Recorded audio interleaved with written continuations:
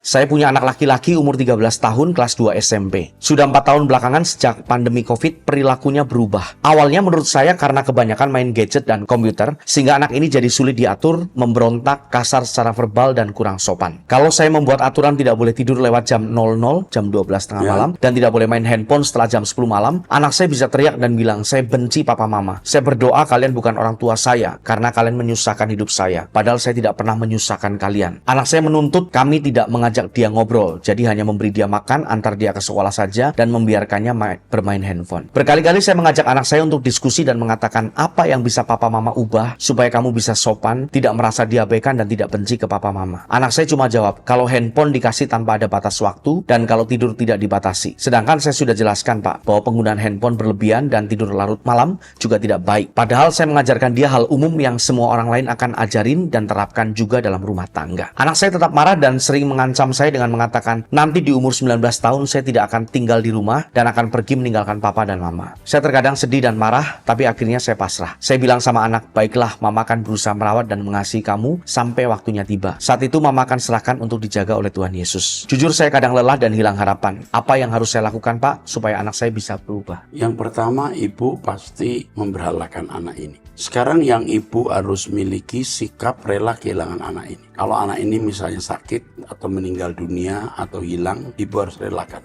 Daripada anak ini ada tetapi menghujat Allah. Ini sudah ke arah menghujat Allah. Menghadapi anak seperti ini, ibu harus tegas.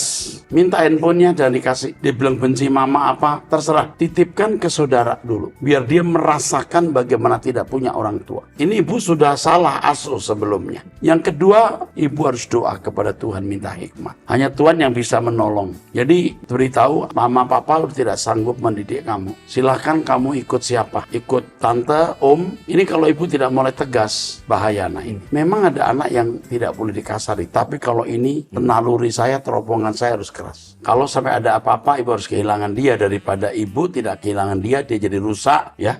Itu ingat tuh.